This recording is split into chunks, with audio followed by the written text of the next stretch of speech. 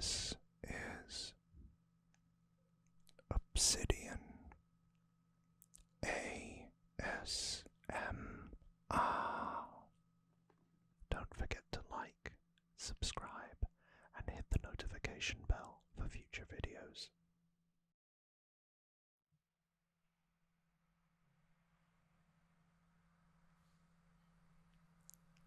Hey everyone, and welcome back to another Obsidian ASMR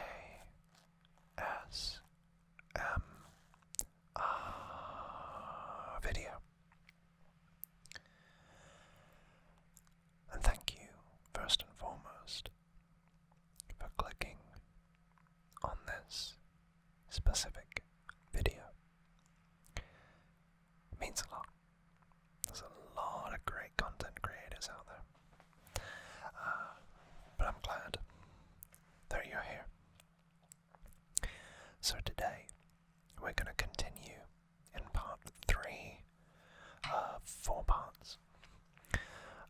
Our World of Warcraft Collector's Edition collection, for want of a better phrase.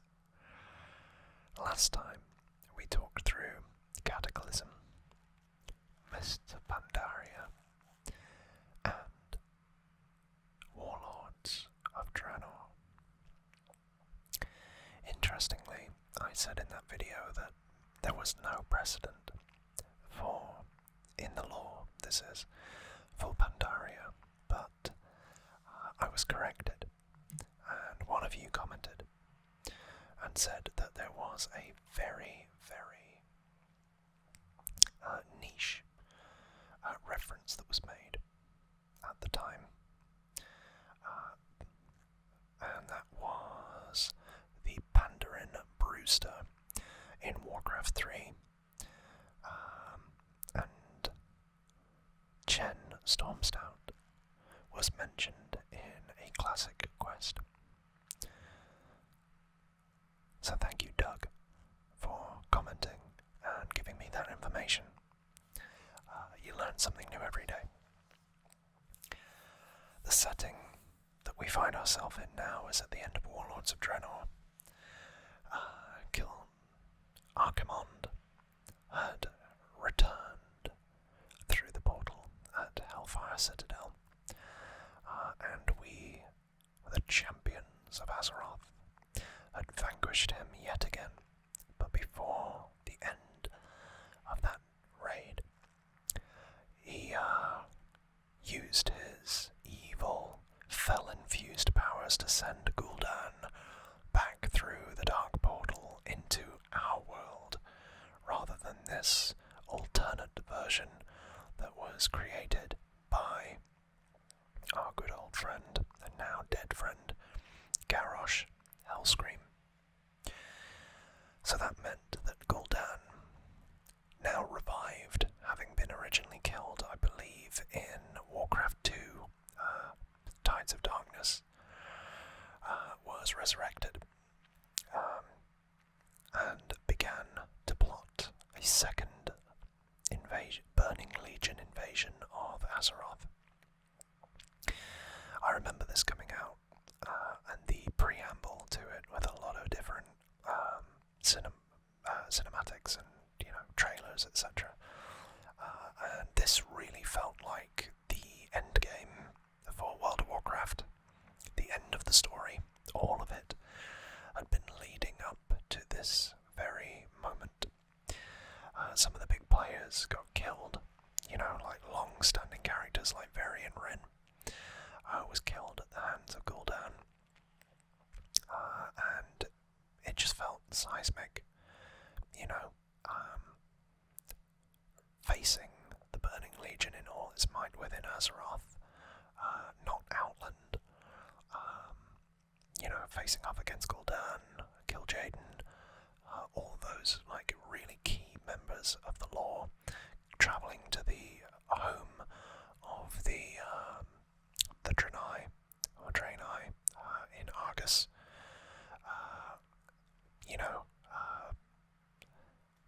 battling Sargeras, going to the tomb of Sargeras, the Fallen Titan, all of this stuff was incredible to see live and in the flesh, or virtual flesh, during this expansion. And it did some, I think Tyrion Fordring died during this, and you got given the Ashbringer, which is of course incredibly important to the storyline if you're a paladin, and played a crucial role during the Wrath of the Lich King expansion, and also the formative years of Arthas Menethil. So this was the perfect place to end it, in my view. And we will have a look inside, as per usual. Another big thing about this was the revival of and the redemption arc for Illidan Stormrage. Fan favourite. So as usual, this gave us a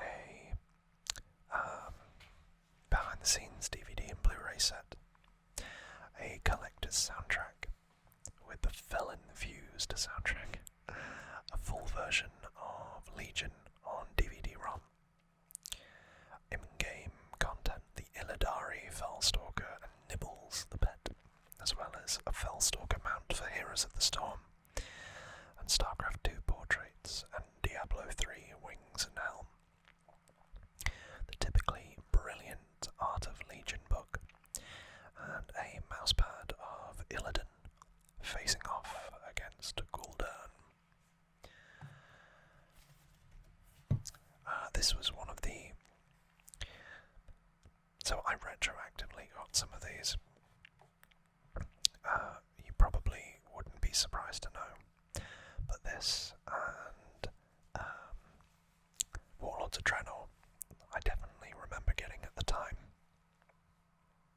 I think I retroactively got Mists of Pandaria. But I was so excited for this expansion pack because I love a good story. I really, really do. If you want to get me invested in something, you tell a good story. I loved it with Halo. Couldn't get enough of Halo until they messed it up. I love the Spider-Man games because they tell compelling stories there. Horizon Zero Dawn and Forbidden West, similar things. Anything with a good lore and a good backstory and a kind of hero's journey, I absolutely love.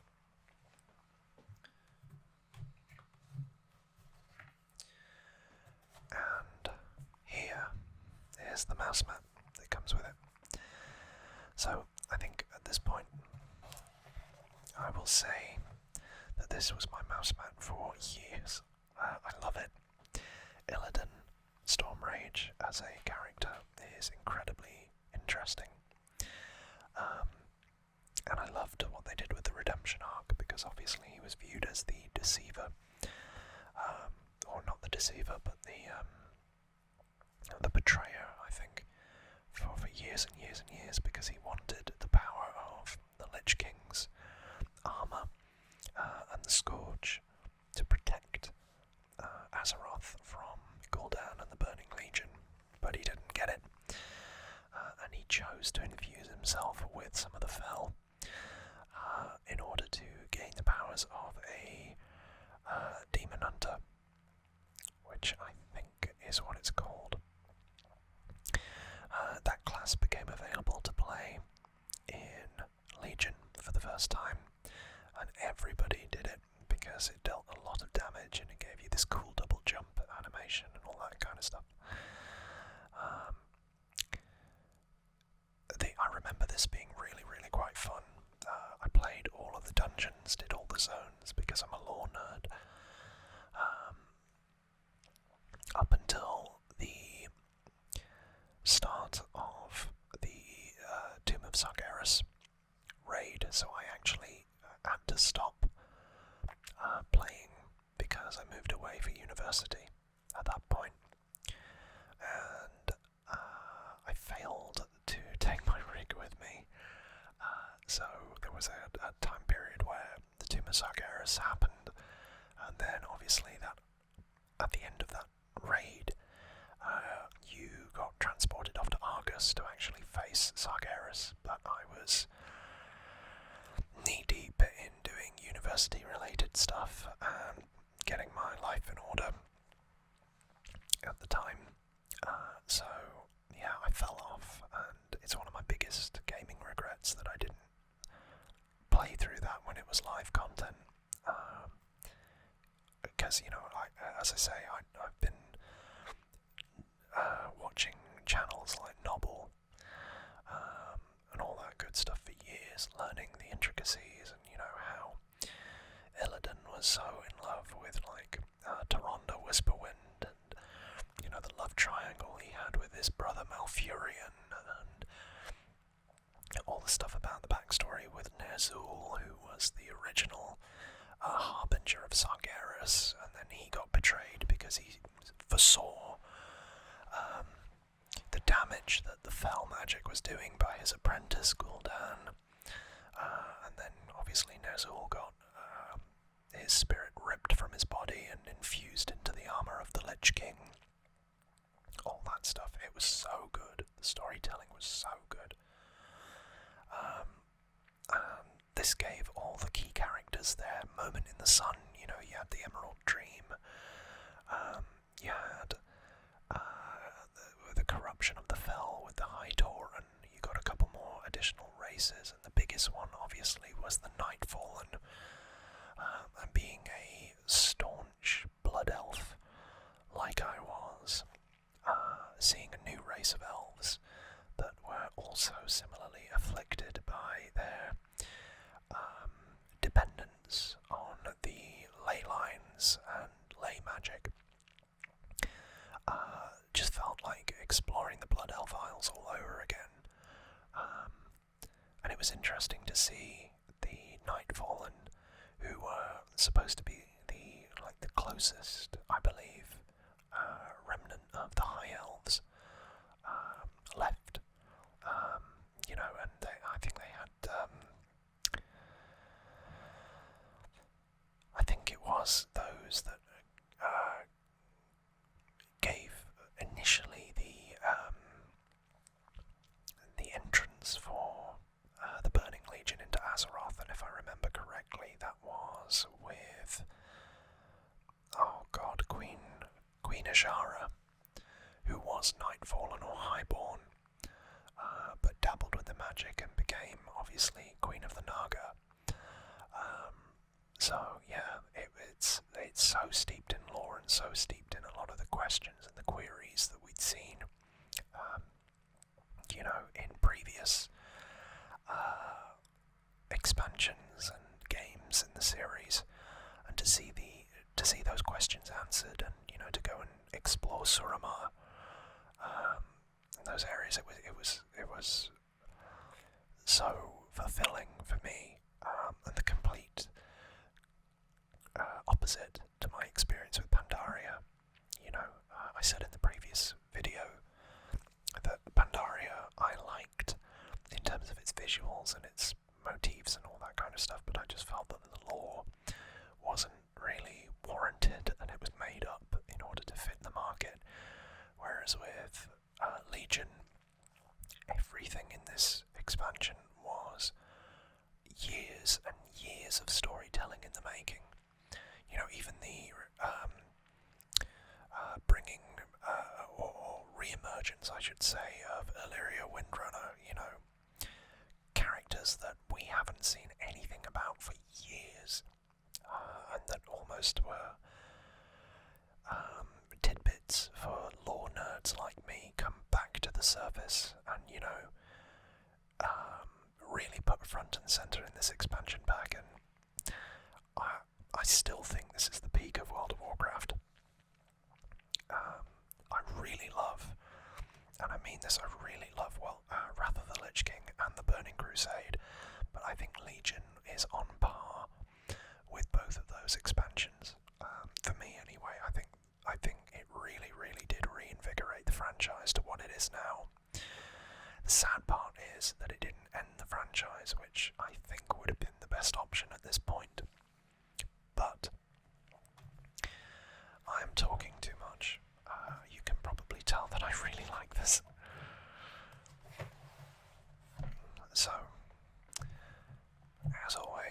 show you the soundtrack, which is still in its shrink wrap because I don't really pay much attention to those.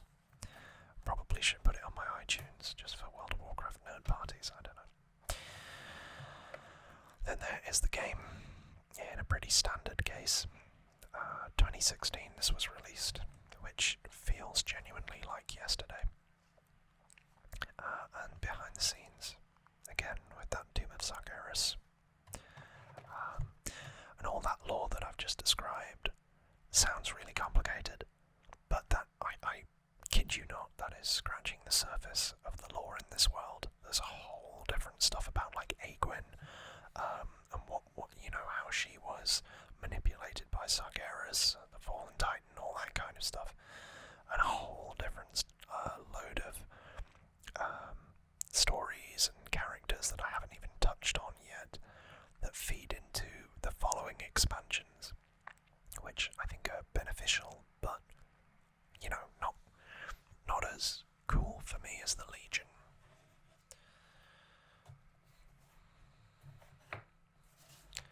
Yes, I'm fanboying.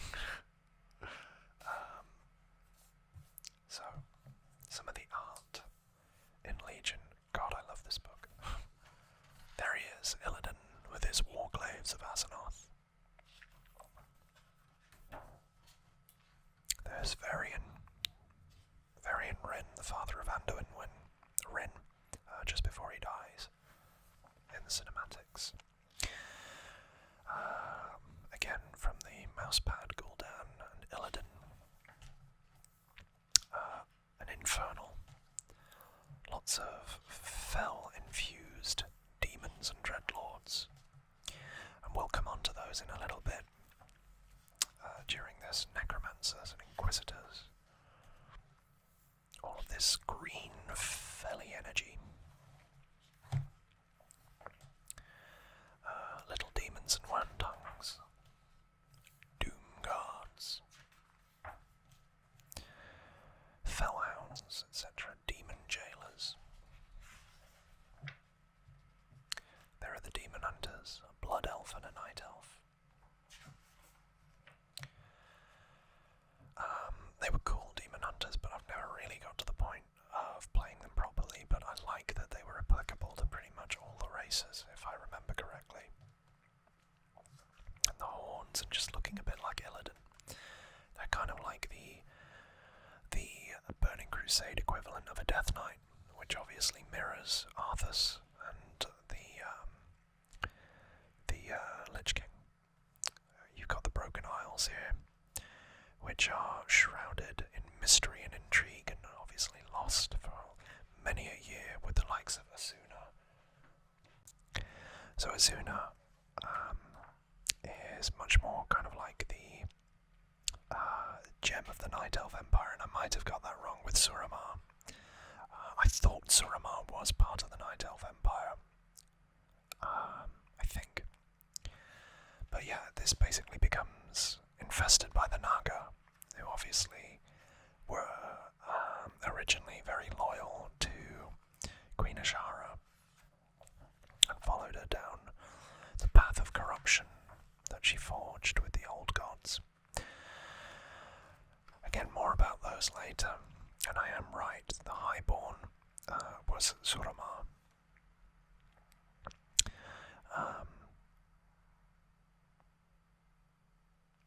Yeah, so they've basically been locked away for forever.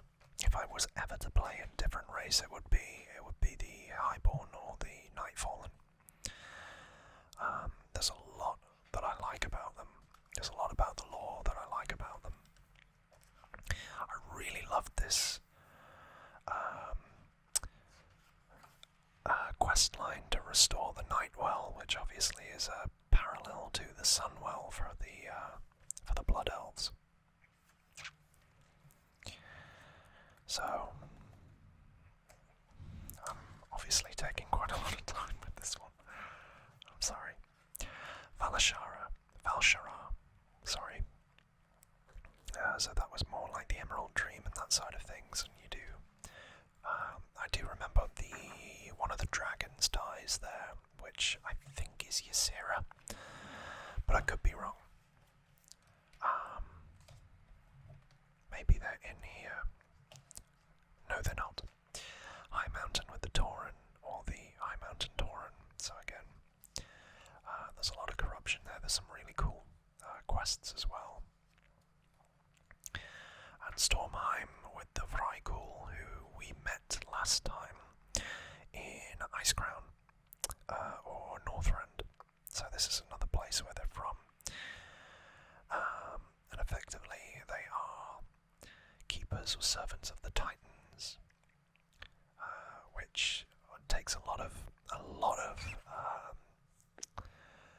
inspiration from Viking mythology, or Norse mythology, I should say.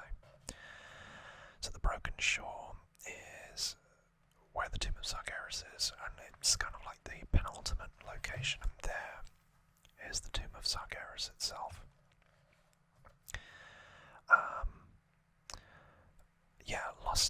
Lost in the sea until Gul'dan used his dark powers to bring it from the ocean's depths. I thought it was really quite scary, etc. Very apocalyptic. Then that's the Emerald Nightmare led by Xavius, who is defeated later on. And the cool thing about this is all the various different classes had order halls where they were building on kind of like the garrison element from Warlords of Draenor, but allowed you to customize your armor and more specifically your legendary weapon. So I think you got some form of like Frostmourne as a Death Knight, but I definitely know that you did get the Ashbringer for Paladins, because I play a Paladin, Retribution Paladin to be more precise. Yeah, that's it, they're called artifacts. So all of these are variations that you could unlock of that artifact, and they were supposed to be like the most powerful weapons in the game ever, and they were for a time, but the problem was, and there's the Nightborn and the Nightfallen for you. The problem was, is obviously after this had been completed and there's Xavius, and the next expansion came along, they had to power everything down. I love these Mystic Rune Sabers. I absolutely love them. I've unlocked 2 of them, and I'm just about to complete the quest for the final one, which is the I think the High Priestess's Mana Saber or Rune Saber. I'm not one to collect mounts, although I would like to collect more of them because it scratches a bit of an itch for me. But yeah, fantastic expansion. And there is Sylvanas Windrunner, who we will talk a lot more about in the next expansion, which is coming up right now. So bear with me as I just change over to it.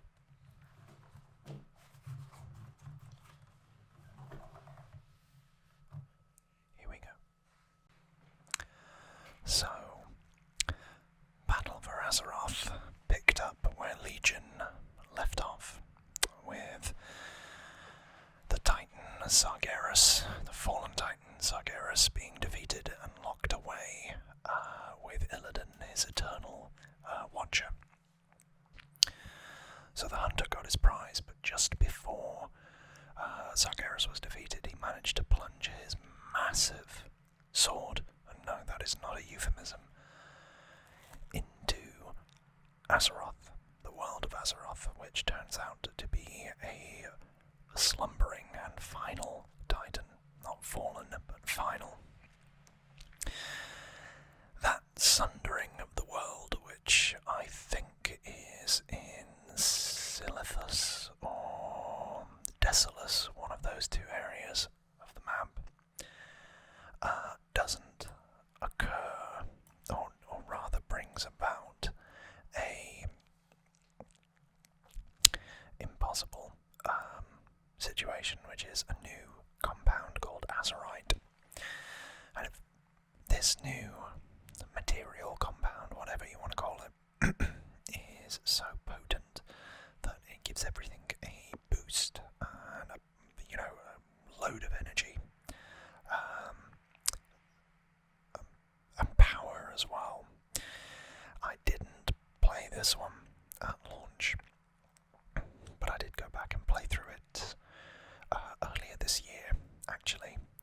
anticipation for the release of a future expansion pack.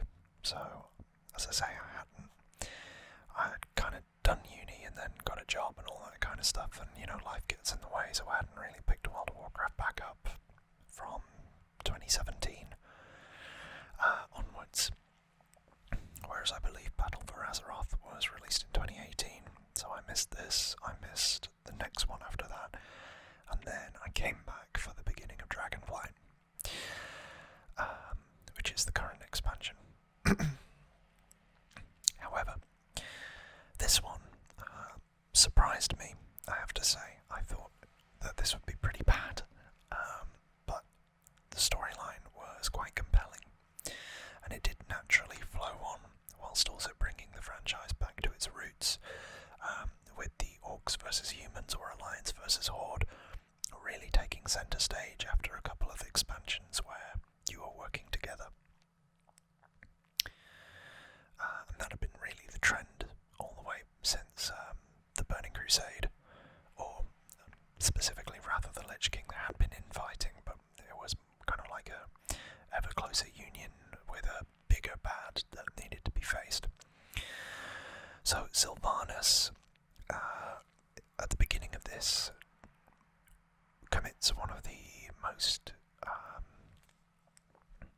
contentious, controversial moments in Warcraft lore, which is the burning of Teldrassil, the Night Elf home, and the starting region for the Night Elves since, well, basically World of Warcraft and Warcraft 3 were created, so a good, at this point, 14 years. And with it, she effectively committed near, well, I won't say the word, but you get the picture. She really, she decimated the Night Elf population, women, children, etc., etc. And it's an event that hangs quite heavily over the story from here on in, as Sylvanas is driven further and further into the abyss as a character, haunted by her own backstory and the mantle of War Chief, which of course she became after Garrosh was defeated. So there's the spine. Then on the back of this you have the book, or the guide itself, so you get a gilded Ravasor Horde mount, or Seabraid Stallion Alliance mount, and Toddle, the baby Tolan pet.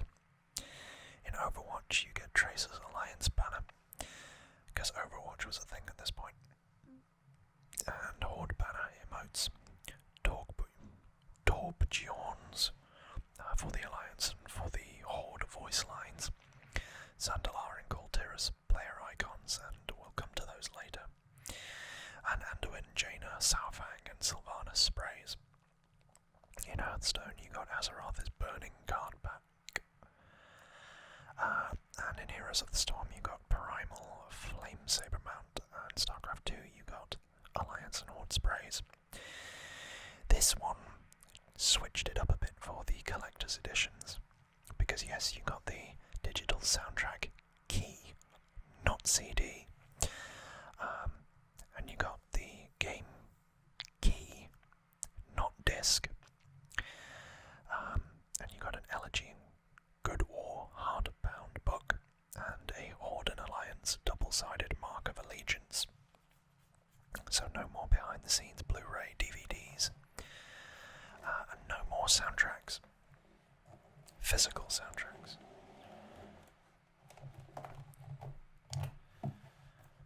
So I haven't actually opened this yet. You get the Horde symbol, and you get the Alliance symbol on the other one.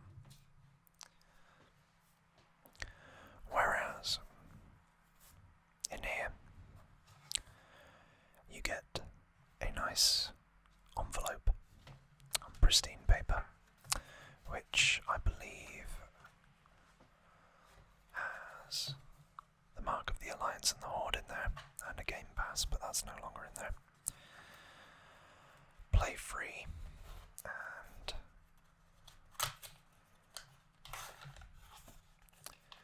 a display stand for this, which I will try and get out now. So bear with me while I transition to that. Okay, that didn't take too long. Just didn't want to get the noise in there. So this is the medallion, and it has got some weight to it. I can tell you that much for free. So, obviously you've got the Alliance insignia, looking all smart and alliancey. And then you've got the Horde insignia. But obviously, I am a blood elf. Yeah. That's more my insignia than the other one.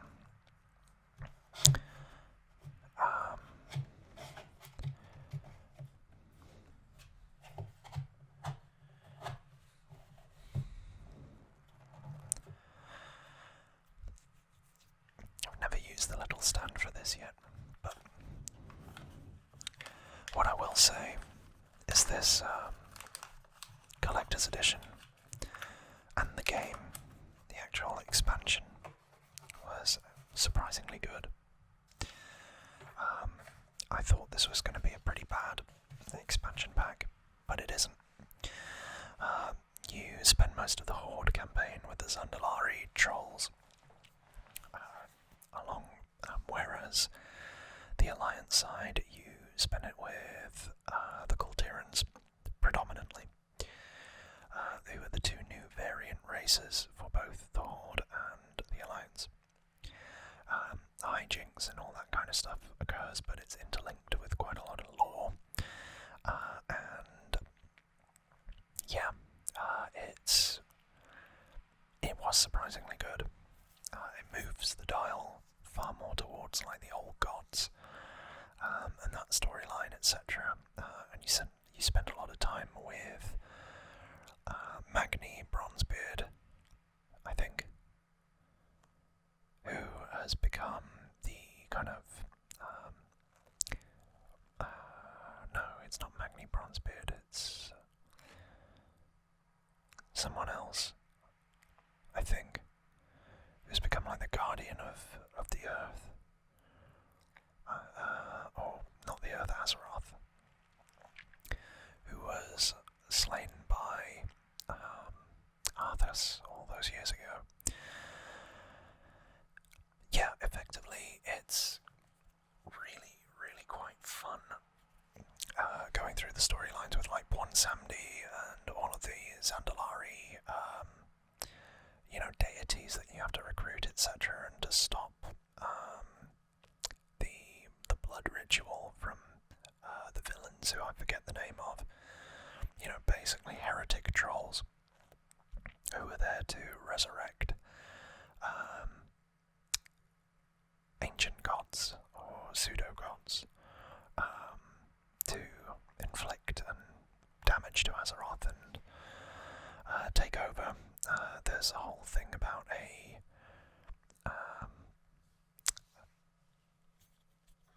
dinosaur god thing that gets killed and resurrected. And I remember one of the raids when you go down and you actually face this resurrected deity, Cthulhu, I think it is. It's really quite difficult, that boss fight, or raid boss fight. Especially when you're not in a guild like I am, because I come and go and I come and go. So you're kind of beholden to people who know what they're doing or don't know what they're doing, which is a problem. So yeah, I am guildless, but I am on the European servers, so I don't know whether that matters anymore, but it used to. I guess the next thing to do is to open this up and to show you some of the elements in there.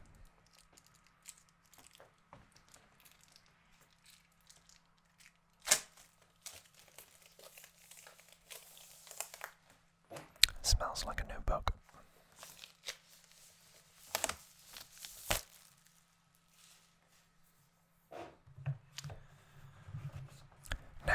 see my reflection. So there we go, we got a horde motif for this. Yes, Sourfang is another really important point, because effectively there's this whole storyline. Oh wow, is this artwork or is this an actual book?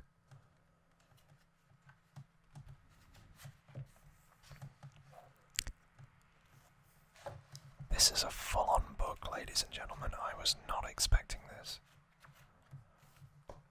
It's a half and half book. Wow.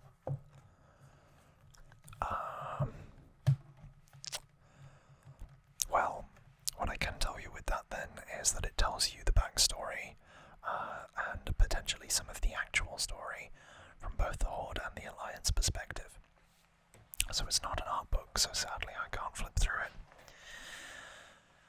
But Battle for Azeroth did quite a lot of interesting stuff. I still think it's a good expansion, contrary to my initial sentiments about it.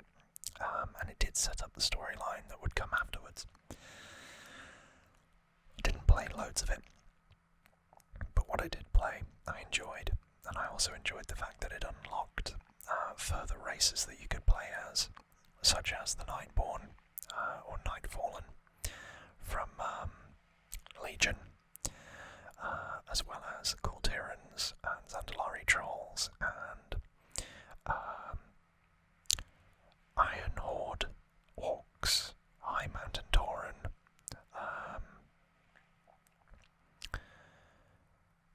I don't play Alliance, so I'm struggling to think of them. I think there's a type of gnome, mecha gnome that you can unlock. And there are Dark Iron Dwarves. And I think that's it. But you have to have certain prerequisites and do certain quest lines, but that's the kind of stuff that I love. So I've made my way through, and I think I've unlocked, obviously, the Nightfallen or the Nightborn. I'm pretty sure I've unlocked the Iron Horde Orcs. I was working on the High Mountain Tauren last time I played. And I think, oh, and obviously I've got the Zandalari Trolls. So I think that's all I can really say about that one. It was decent. Set in Zandalar, partly, and also Kultiras. The interactions between the two factions is fun, but it does progress the story and ties in, so yeah, it was good. But then we move on to probably the least popular expansion in the franchise's history, other than Mists of Pandaria, but I think this next one takes the biscuit, and that is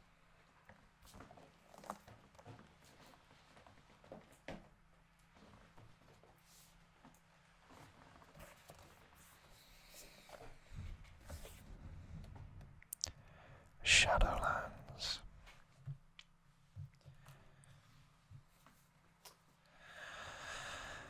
Oh boy.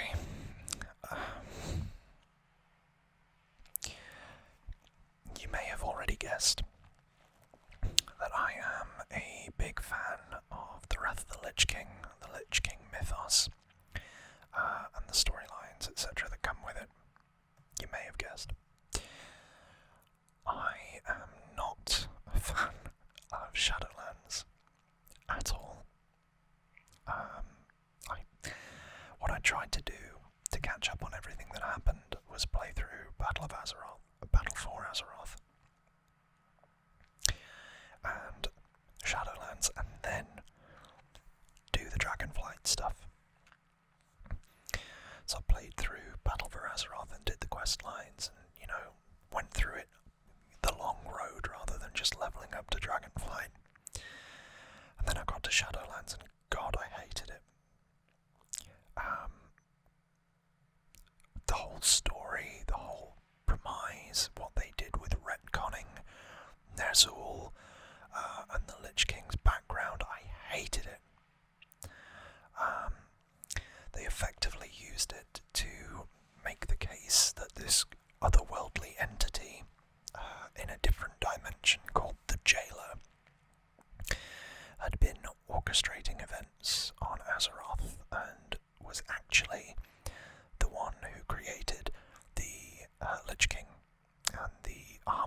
Lich King, even though previously it was established that that was Kil'jaeden with the Spirit of Ner'zhul. Maybe I'm missing something because I just initially did not like it. But yeah, you're taken to this void, or different dimension. Basically, it's the Afterlife, above of Icecrown Citadel, which is what this is showing. So, kind of like the void appearing above Icecrown, and there's Icecrown itself,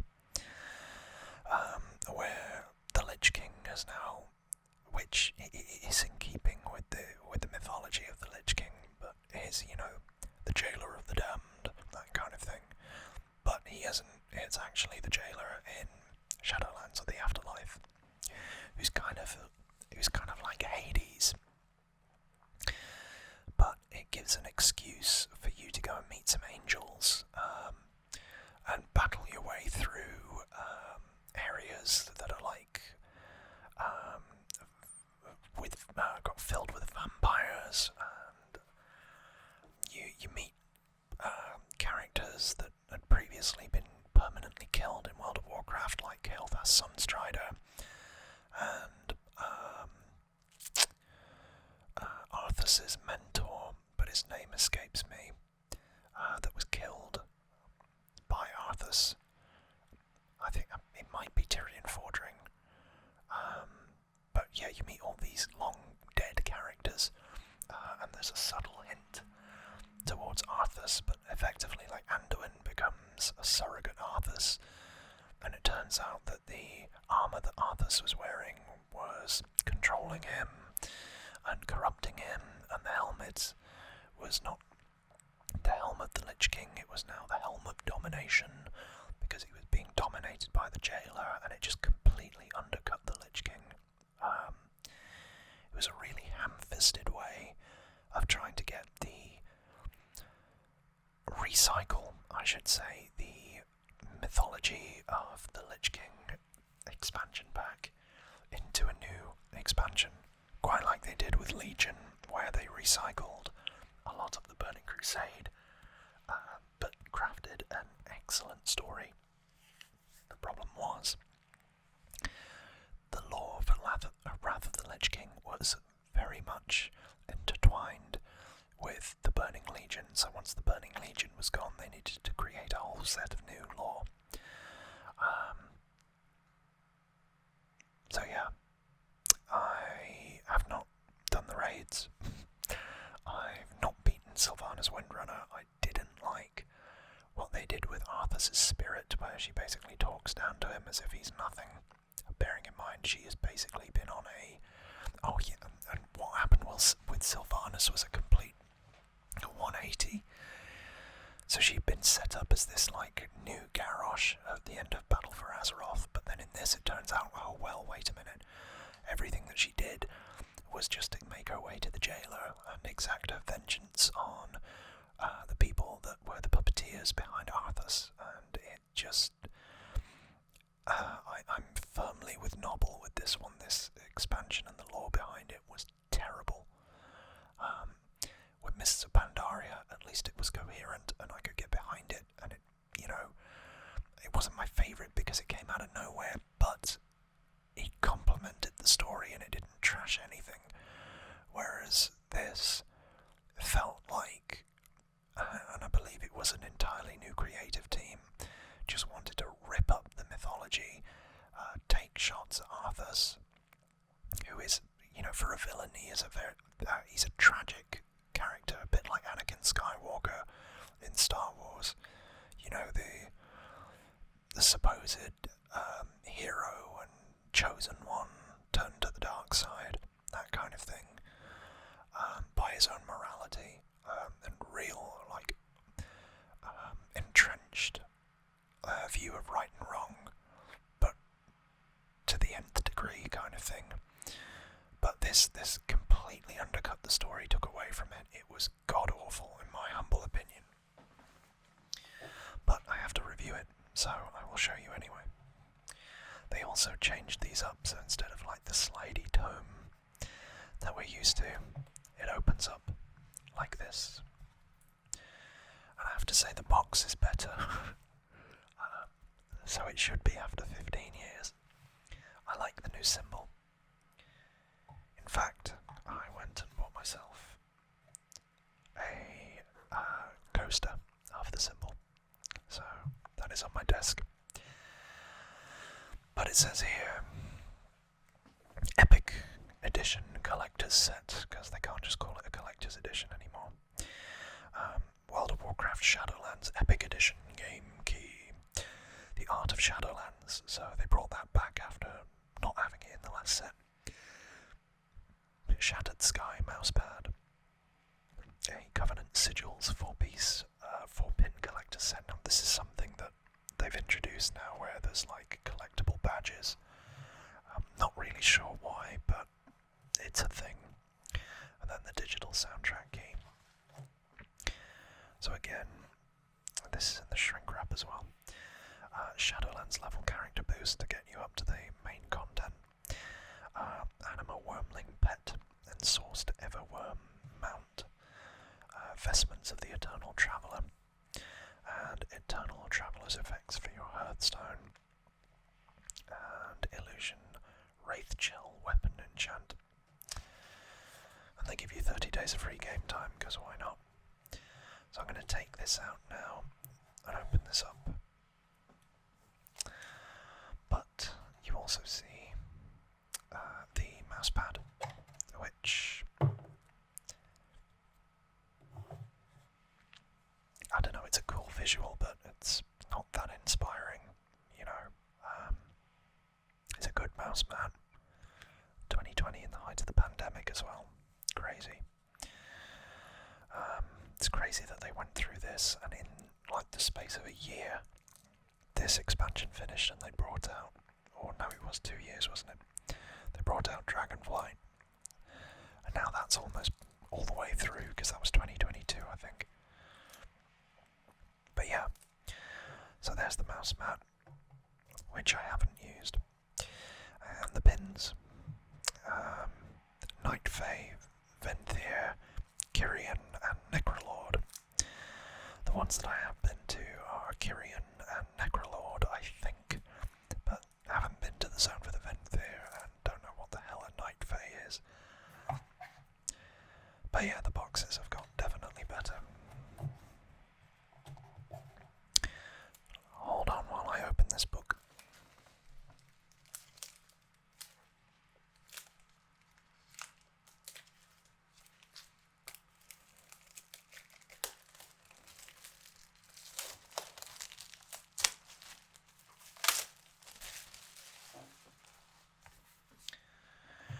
And there you go.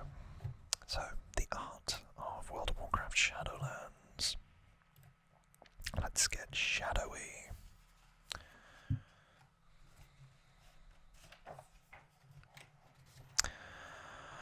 Yeah, that's it, the city of Oribos, which is like the Dalaran of this area, and this person is supposed to be the decider of where the souls go, whether they go to Bastion, Maldraxxus, Ardenweald, Revendreth, or the Maw.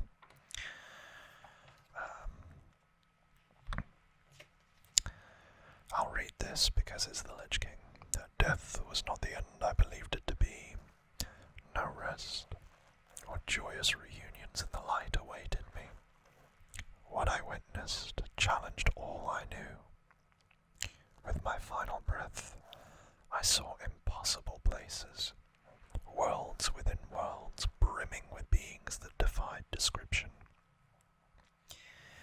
It wasn't until the helm of domination was placed upon my head that I understood the truth I had seen. Death is not an end, but a beginning. Sadly, he didn't say that. Yeah, and this gives you kind of like a rundown of the various areas in chronological order too, which is quite cool. I thought the world design for this was very nice, and I liked, you know, the different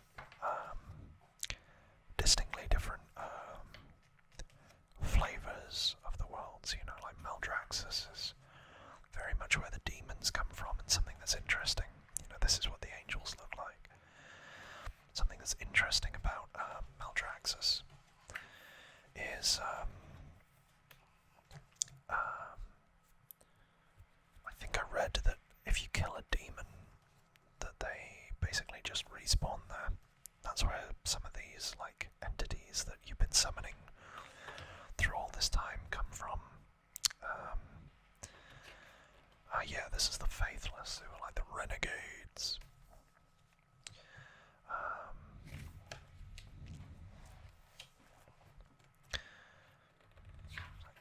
I've never seen these pages, but yeah, you get a lot of the Scourge here. And there's infighting and, all that kind of stuff. Maldraxxus, good old Maldraxxus. There is one of the vampires from Revendreth, Sidon Athreus, that's it. And that's what he looks like in the game. A lot of people seem to like him. I think it's with him that you find Kel'Thas Sunstrider. Again, another very loved character. But he doesn't really do much in this. He's a shell of his former self. There is the jailer. It turns out that this guy's some kind of a robot. Again, just so poor. There's Sylvanas being Sylvanas.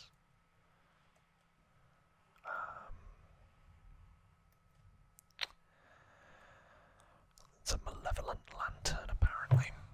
A realm not devoid of light, but one in which light is held captive with the damned. Okay, cool.